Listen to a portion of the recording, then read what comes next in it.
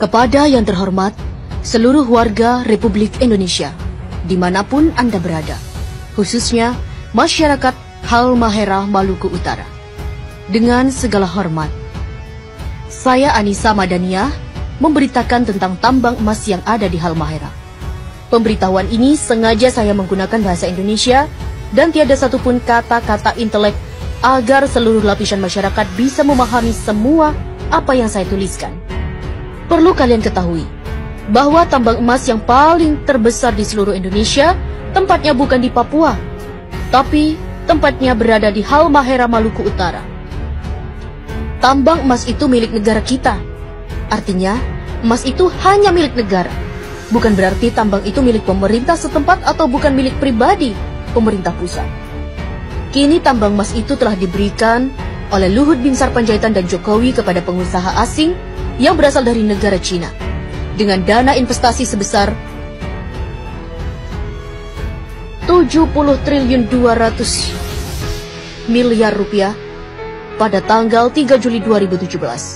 Selama ini, alasan mereka bahwa tambang-tambang itu hanya untuk kesejahteraan rakyat, tapi kata-kata itu adalah pembodohan atau kata-kata bohong. Sudah berapa banyak tambang-tambang milik negara kita telah dibelikan oleh pemerintah kepada pihak asing. Harusnya seluruh rakyat Indonesia telah menjadi milioner, yang sekolah digaji, yang berobat ke rumah sakit pasti gratis karena setiap jiwa telah menjadi milioner. Tapi, apa yang kita dapat dari hasil tambang-tambang itu? Justru tambang itu habis, dan uangnya bahkan tiada. Malahan, rakyat Indonesia semakin miskin saja. Para pemimpin Indonesia, semuanya orang-orang buangan. Mereka hanya tumpukan-tumpukan sampah tanpa ilmu pengetahuan, lalu mereka menjadi manifest atau pencari jabatan di negeri ini dengan jalan sogok dan suap. Manifest ini menghalalkan segala cara untuk memperoleh jabatan. Ada menggunakan sistem suap, mengelabui rakyat dengan berkampanye dan saling menjatuhkan saingan-saingannya di saat kampanye. Mereka ini orang-orang yang mengaku beriman kepada Allah, tetapi mereka ini para pelanggar firman-firman yang telah dibuat oleh Allah di dalam kitab suci Al-Quran. Bahkan, mereka-mereka ini tidak menguasai ilmu pengetahuan dasar dan mirisnya adalah gelar mereka dapat dari hasil membeli atau menebus di sebuah universitas. Sehingga mereka membuat kerusakan pada negeri ini. Bahkan, mereka pun sangat berani merusak bumi ini. Maluku Utara adalah provinsi yang paling terkaya di bumi pertiwi ini. Akan tetapi, warganya dimiskinkan secara sengaja.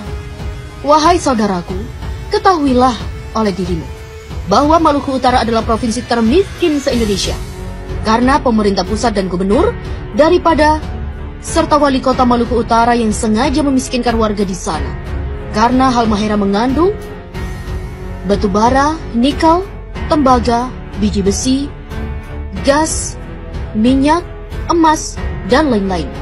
Tambang emas di Halmahera potensinya lebih dari 5 kali lipat dari tambang emas yang ada di Papua milik Freeport.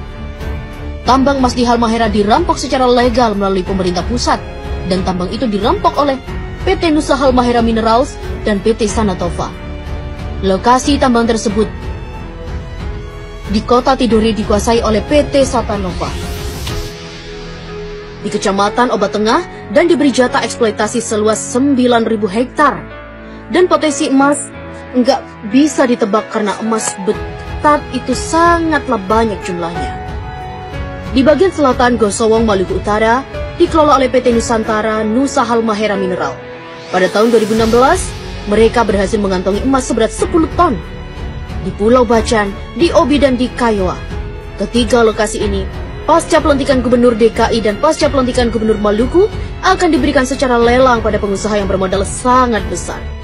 Ketiga lokasi ini belum dikelola. Lokasi ini berpotensi logam emas yang sangat melimpah ruah. Jika hasil tambang emas itu dibagikan kepada seluruh rakyat Maluku, maka provinsi akan menjadi nomor 1 terkaya di seluruh dunia. Tambang emas ini rencananya pasca pelantikan gubernur akan dilelang kepada pihak asing.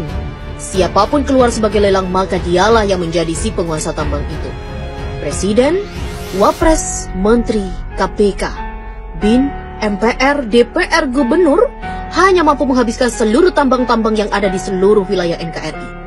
Entah itu tambang yang berada di laut maupun yang ada di daratan, semuanya diserahkan kepada negara luar. Sebab mereka tidak mampu mengelola, tidak mampu mensejahterakan rakyat,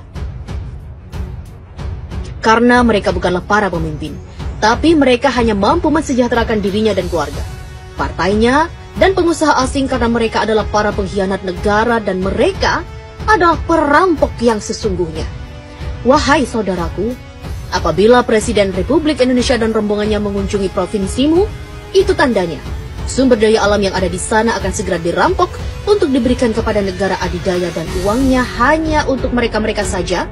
Bahkan mereka selalu berhutang pada negara lain dan bahkan mereka mencari para investor asing sebanyak-banyaknya. Hal ini bertujuan hanya mencari kekayaan pribadi mumpung mereka masih menjabat sebagai yang disebut di atas. Saya Anissa Madania, putri Indonesia yang tidak takut terpenjara dan tidak pernah takut untuk mati. Wassalam. Mohon diviralkan biar sampai ke tangan para pejabat yang amanah. Dan bahkan mereka-mereka ini tidak menguasai ilmu pengetahuan dasar dan mirisnya adalah gelar mereka dapat dari hasil membeli atau menebus di sebuah universitas. Sehingga mereka